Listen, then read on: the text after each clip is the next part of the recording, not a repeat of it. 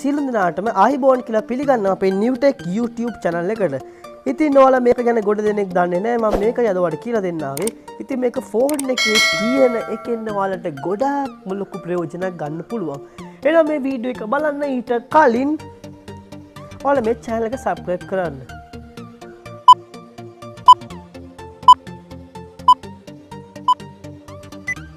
ඔයාලට මුලින්ම පෙන්නන්නම් මේකෙන් තියෙන ප්‍රයෝජන ටික. ඉතින් ඔයාලට පේනවා ඇති මේකේ තියෙන විශේෂ ගුණාත්මක ටික. ඉතින් ඔයාලට බයිට්නස් අඩු වැඩි කරන්න පුළුවන්. ඒ වගේම ඉතින් මෙතනින් ඔයාලට ගොඩක්ම සරලව ගොඩක් දේවල් ගන්න පුළුවන් ඔයාලට මෙතනින්.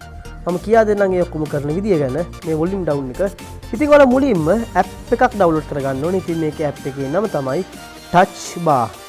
Play Store and Play Store ගියාට පස්සේ ඔයාලා මෙතනින් සර්ච් කරන්න ඕනේ TOUCHBAR කියලා. ටච් බාර් කියලා සර්ච් කරාට පස්සේ ඔයාලට පේනවා ඇති ඉන්න ටික මගේ data අවුට් කරලා නැහැනේ.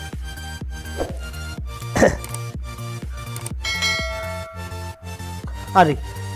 ඉතින් ඔයාලට මේ ටච් බාර් කියලා සර්ච් කරාට පස්සේ ඔයාලට පේනවා ඇති මේ මුලින්ම එන ඇප් එක. ඉතින් ඔයාලා මුලින්ම මේ ඇප් එක තමයි ඩවුන්ලෝඩ් කරගන්න ඕනේ. ඉතින් මේ ඇප් එක ඉන්ස්ටෝල් කරගන්න ඕනේ. ඉන්ස්ටෝල් කරගද්දී ඔයාලට පේනවා ඇති මෙගාබයිට් ඉතාම කුඩා ප්‍රමාණයක තමයි මේක.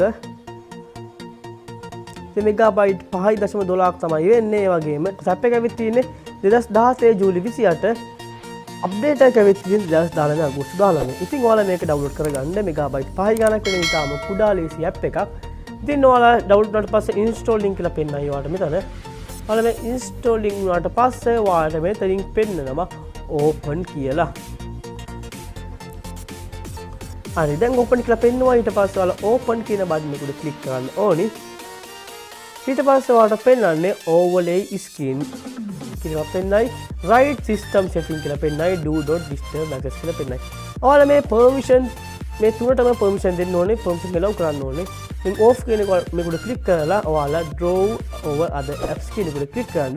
ක්ලික් කරලා ආයෙ back කරන්න. ඊට පස්සේ right system setting වලට ගිහිල්ලා ආපහු මේක ටිකයක් දාලා back වෙන්න ඕනි. ඒ වගේම do not disturb කියන එකටත් ඔයාලා අපි ඩවුන්ලෝඩ් කරපු ටච් බාර් කියන ඇප් එක ටික එකක් දාලා ඔයාලා ඒකෙත් back වෙන්න. හරි back වුණාට පස්සේ ඔයාලට පෙන්වන්නේ මේ වගේ ඩිස්ප්ලේ එකක්.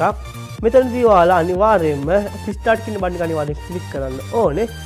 ක්ලික් කරාට පස්සේ ඔයාලට මෙතනින් shortcut home screen එකට ක්ලික් කරන්න.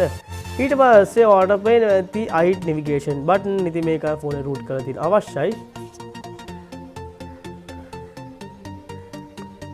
ඒ වගේම මෙතන vibration කොන් කාට පස්සේ ඔයාලා මෙතන කතිරේ බද්ධි vibration එක නැතු වෙලා ආයෙත් ඔන් වෙනවා. ඒ වගේ පෙන්වන්නේ lock screen ටික දාන්න ඕනේ start after boot.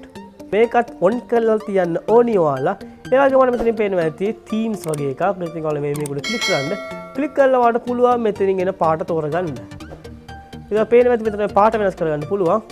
ඉතින් girl king රෝස පාට වගේම කොල්ලෙක් නම් ඔයාලට කැමති පාට තෝරගන්න. හරි ඊට පස්සේ ඔයාලා මෙන්න මෙතනින් මේකට ක්ලික් කරන්න dock order. ඉතින් මේ වලට කැමති දේ වල වෙනස් කරන්න කියාවක් තියෙනවා. මම ඒ වෙනස් කරන්න යන්නේ නැහැ. ඉතින් music dock button dock මෙතනින් බටන් අපි වෙනස් කරගන්න මේ කියාවක් තියෙනවා. button docks කියන එකට ක්ලික් කරලා